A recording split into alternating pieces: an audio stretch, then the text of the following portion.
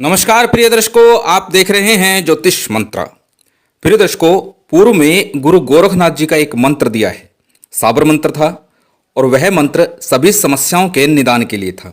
समस्या चाहे किसी प्रकार की हो, चाहे कैसी भी हो, हर समस्या का समाधान उस मंत्र के जपने से संभव है।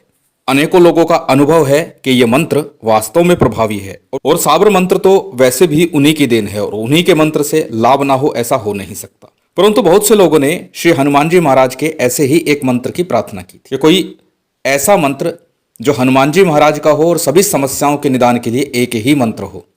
परंतु साथ ही ये भी कथन था कि मंत्र में दुहाई और कस्में ना हो तो श्रेष्ठ है, क्योंकि दुहाई कस्में वाला मंत्र हमें थोड़ा अनुचित लगता है। प्रिय दर्शकों, भाव बहुत अच्छा है, परंतु जो मंत्र दुहाई वाले या कसम वाले लिखे गए हैं वो भी संत महात्माओं ने लिखे हैं और उन्हें भी इस बात का ध्यान तो होगा, भान तो होगा कि यह उचित है या अनुचित। परंतु फिर भी जनहित के लिए यदि लिखे गए हैं तो उनका अपना महत्व है। परंतु आज का मंत्र बिना किसी दुहाई के, बिना किसी कसम के है। श्री हनुमान जी महाराज का ये मंत्र सभी प्रकार के रुके हुए, बिगड़े हुए कार्य बना देता है। समस्या चाहे कोई भी हो, किसी प्रकार की हो, बच्चों की शादियां नहीं हो पा रही, उसमें भी ये मंत्र काम करता है। यदि कोई आपका कार्य लंबे समय से अटका हुआ है, बन नहीं पा रहा है, तब भी ये मंत्र काम करता है। कोर्ट कचहरी का मामला यदि अड़ गया है और किसी भी प्रकार आप उससे निकल नहीं पा रहे, तब भी ये मंत्र पूर्ण रूप से कार्य करता है।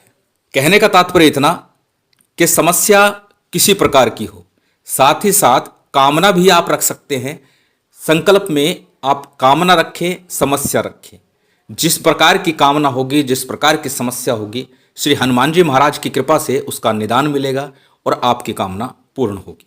श्री हनुमान जी महाराज इस कलिकाल में जागृत देव हैं। जिन पर उनकी कृपा हो जाए तो फिर कुछ भी शेष नहीं रहता, सब कुछ स्वयं सुलभ हो जाता है। और श्री हनुमान जी महाराज भक्तों पर कृपा करते हैं, इसमें संशय नहीं है। लाखों करोड़ों उदाहरण ऐसे हैं जब लोगों ने हनुमान जी का साक्षात किया है, अनुभव प्राप्त किया है और हनुमान जी पर उनकी विशेष कृपा हुई है।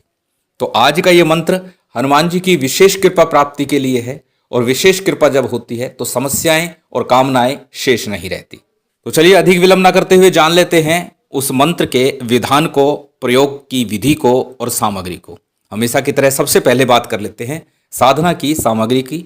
साधना एक दिवसीय है, 2, 4, 10 दिन की नहीं है, मात्र एक दिन की साधना है। और एक दिन वो जिस दिन सिद्ध योग मुहूर्त हो। सिद्ध योग मुहूर्त का महत्व तो अपने आप में बन जाता है, अनेकों बार बता चुका हूं और इसके विषय में पूर्व में मैंने विस्तार से चर्चा की हुई है। और पुनः जल्दी ही सिद्ध योग मुहूर्त की सरल से सरल रीति कि किस प्रकार से हम सिद्ध योग मुहूर्त का ज्ञान प्राप्त कर सकते हैं, जानकारी प्राप्त कर सकते हैं कि आज का सिद्ध योग बनता है या नहीं बनता। इस विषय पर जल्द ही एक वीडियो जारी करूंगा। चलिए आज की साधना की बात करते हैं, साधना सामग्री की बात करते हैं। इस साधना के लिए बहुत अधिक सामग्री की आवश्यकता नहीं है। सामान्य पूजन सामग्री है जिसमें अक्षत हैं, पुष्प हैं, दीपक, घी या तेल कोई भी हो, तिल तेल भी ले सकते हैं, गाय का शुद्ध देशी घी। यदि घी ले तो गाय का घी ले, भैंस का घी इसमें प्रयोग ना करें, अन्यथा तिल तेल का प्रयोग प्रेम से कर सकते हैं। आसन लाल रंग का होगा और वस्त्र भी लाल पहने तो श्रेष्ठ है, अन्यथा किसी प्रकार के स्वच्छ साफ वस्त्र पहन करके आप इस साधना को, इस पूजा को संपन्न कर सकते हैं। जैसे कि बताया एक दिन की साधना है तो एक दिन के लिए प्रबंध कर सके तो गाय के घी का प्रबंध अवश्य करिए। माला की बात करते हैं तो रुद्राक्ष की, लाल चंदन की, तुलसी की या लाल मूंगे की माला, कोई भी माला आप लें, लेकिन हमेशा की तरह फिर कहूंगा प्राण प्रतिष्ठित माला ही लें, क्योंकि उसी से मंत्र की सिद्धि होगी। जब तक माला में प्राण प्रतिष्ठा नहीं है तो आपके मंत्रों का जप व्यर्थ ही हो जाता है। यंत्र और माला प्राण प्रतिष्ठित हो, चैतन्य हो, सजीव हो, तभी उसका फल प्राप्त होता है। काले और नीले रंग के वस्त्रों का प्रयोग इस साधना काल में नहीं करिएगा, ना तो आसन के रूप में, ना वस्त्र के रूप में। यहाँ तक कि आप जो रुमाल प्रयोग करेंगे हाथ पूछने के लिए, वह भी काले नीले रंग का ना हो। बात करते हैं भोग सामग्री की। भोग के लिए चूरमे का भोग सर्वश्रेष्ठ होगा और वह भी गाय के गोबर के ऊंपलों की कंडे पर बनाया गया चूरमा, यानी तवे का प्रयोग यदि ना करें तो पूर्व में एक साधना बताई थी, क्योंकि वैसे हनुमान जी महाराज की पूजा साधना में लोहे का प्रयोग नहीं किया जाता और तवा जनरली लोहे का होता है। तो सीधा अगर अग्नि पर रोट बनाया जाए, रोट बना करके और फिर उसका चूरमा बनाया जाए तो ही श्रेष्ठ होता है। परंतु जैसा भी उपलब्ध हो वैसा तैयार कर लीजिए। इसलिए गृहस्थी में बहुत सी चीज़ों की छूट होती है। मनु महाराज कहते हैं कि गृहस्थ जितना कर सके, जैसे कर सके, वह भी उत्तम है। इसलिए चूरमे का भोग सर्वश्रेष्ठ होगा, अन्यथा कोई भी मिष्ठान शुद्ध बना हो वो आप ले सकते हैं। इसके साथ जलपात्र हो संकल्प इत्यादि के लिए, एक पान का पत्ता, उसके ऊपर एक सुपारी, एक कमलगट्टा, 2 लौंग, एक इलायची और एक 5 रुपए या 1 रुपए का सिक्का, ये आपको रखना है संकल्प सिद्धि के लिए भेंट स्वरूप। चलिए बात करते हैं इस साधना को करना कैसे। शुक्ल पक्ष का कोई भी मंगलवार हो, मंगलवार का दिन हो विशेष है। यदि मंगलवार के दिन चतुर्दशी तिथि हो, अष्टमी तिथि हो या पूर्णिमा तिथि हो, दशमी तिथि हो, इन तिथियों में आप इस साधना को संपन्न कर सकते हैं। अन्यथा मंगलवार के दिन सिद्धि योग पड़ता हो तब भी इस साधना को कर सकते हैं, या फिर किसी पर्व काल में, पर्व काल ग्रहण काल हो, होली, दीपावली, जन्माष्टमी, इन पर्व काल में भी इस साधना को आप संपन्न कर सकते हैं। अब करना क्या है, साधना सामग्री आपके पास मौजूद है। साधना सामग्री लेकर के अपने घर के पूजा कक्ष में उत्तर या पूर्व मुख होकर आसन लगाकर बैठ जाइए। पूरी सामग्री एक बार में तैयार करके अपने पास बैठिए और उसके बाद में सबसे पहले शुद्धि आचमन कीजिएगा स्वयं का, सामग्री का। और जो चित्र हनुमान जी का रखा हुआ है, कैसा भी चित्र रख लीजिए, शांत सौम्य आशीर्वाद मुद्रा में, चौकी पर पट्टे पर लाल वस्त्र बिछा करके उसके ऊपर हनुमान जी का चित्र स्थापित कीजिए। शुद्धि आचमन के बाद में जो दीपक आपने लगाया है, घी का है या तेल का, वो प्रज्वलित कर लीजिए। श्रेष्ठ होगा, फिर कहूँगा घी का दीपक ही प्रज्वलित करिएगा। दीपक प्रज्वलित करने के बाद में संकल्प करिएगा। संकल्प में अपना नाम, अपना गोत्र, उस दिन का तिथि वार नक्षत्र बोलिएगा। संकल्प सिद्धि के लिए दाहिने हाथ में अक्षत पुष्प के साथ साथ जो सामग्री पान के ऊपर, पत्ते के ऊपर रखे हो, पान का पत्ता पूरा अपने हाथ में रखना है और उसके ऊपर ही अक्षत पुष्प रखने हैं। और फिर संकल्प लेना है, क्या मनोरथ है, क्या कामना है, क्या समस्या है, उस समस्या का उच्चारण करना है कि मेरी ये समस्या है और हनुमान जी महाराज से निवेदन करना है।